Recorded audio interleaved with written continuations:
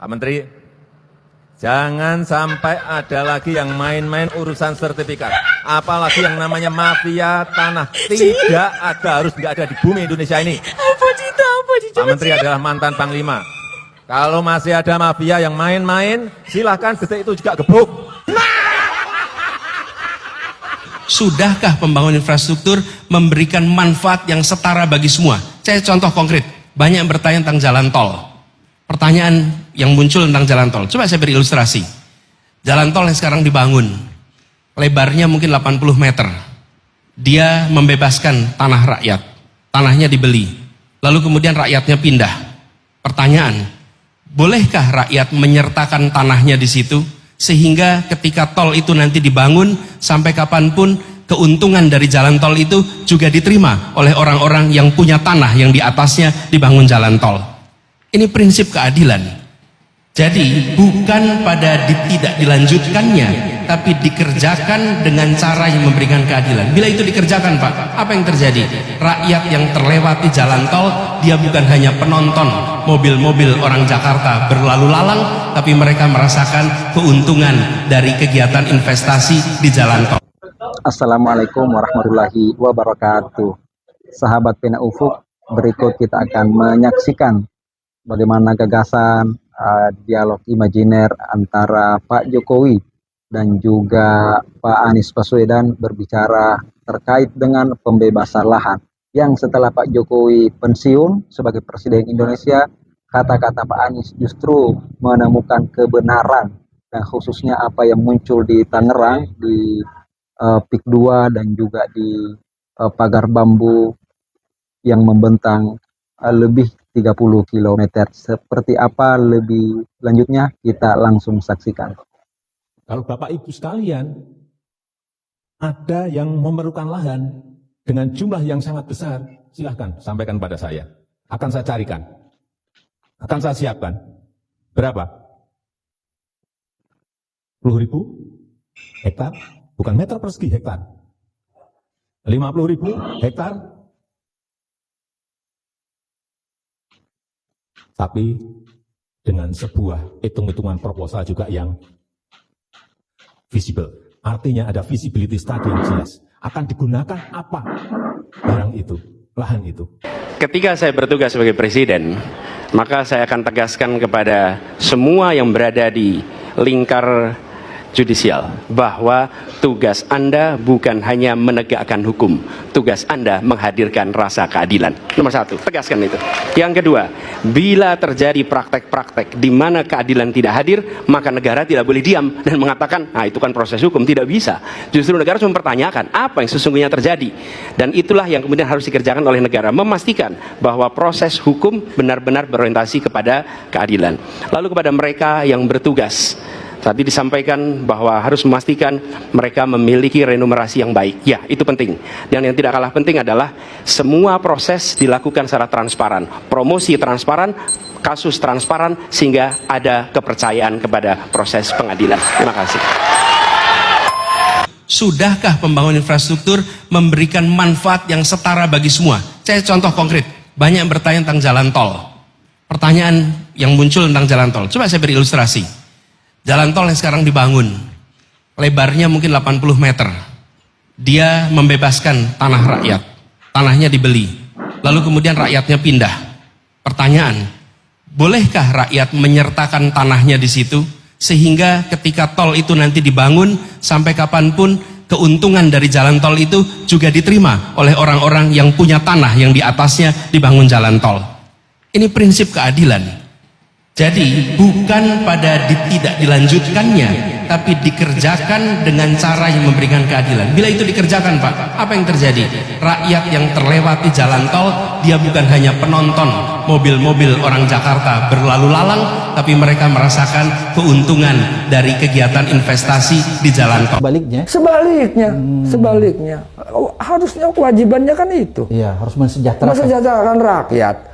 Keadilan sosial bagi seluruh rakyat Indonesia katanya kan begitu. Lah ini mah diserahin ke korporasi.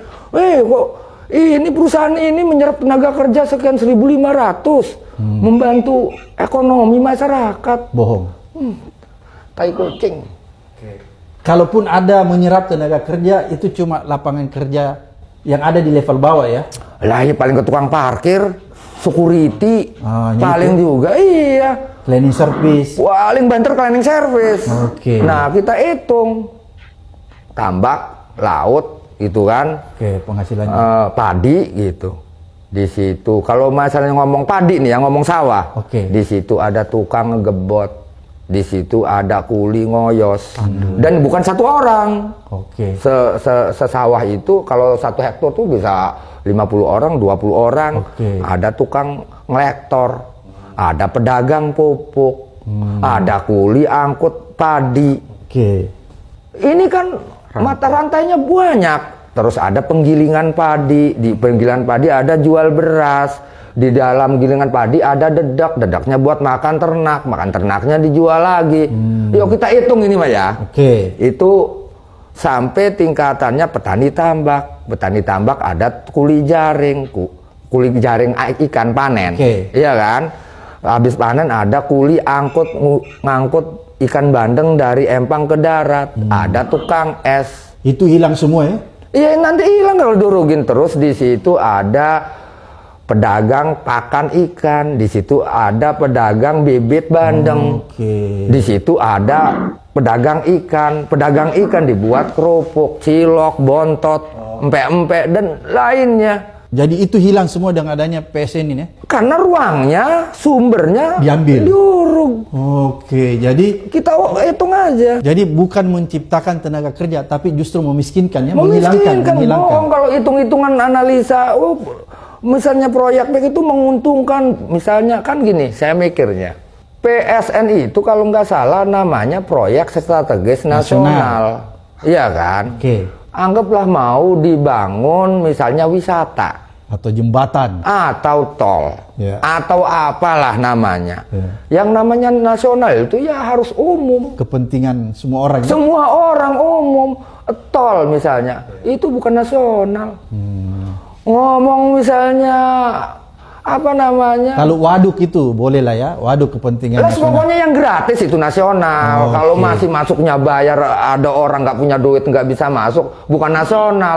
Itu mah perusahaan. Oh, oke. Itu perusahaan yang aku harga 1.500 jadi 2.000, 5.000. Jadi berarti keberadaan PSN di PIK 2 ini korporasi mencari keuntungan ya, Udah mencari keuntungan. dan memiskinkan rakyat di sana. Udah penyembah berhala aja. Udah. Kang Heri nih, Ya. Tapi saya dengan tegas ingin mengatakan bahwa ini adalah persoalan perbedaan kepentingan. Oke. Ada distribusi abuse of power dari tingkat yang paling atas sampai tingkat yang paling bawah. Paling atas itu siapa Pak Iwan? Presiden Presiden yang mana? yang terdahulu. Pak Jokowi? Ya, betul. Oke. Sehingga kemudian masyarakat di bawah terkondisikan untuk tahu banyak hal sebenarnya, tetapi harus seolah-olah tidak tahu. Contohnya apa Pak Iwan? Pemagaran laut, Oke.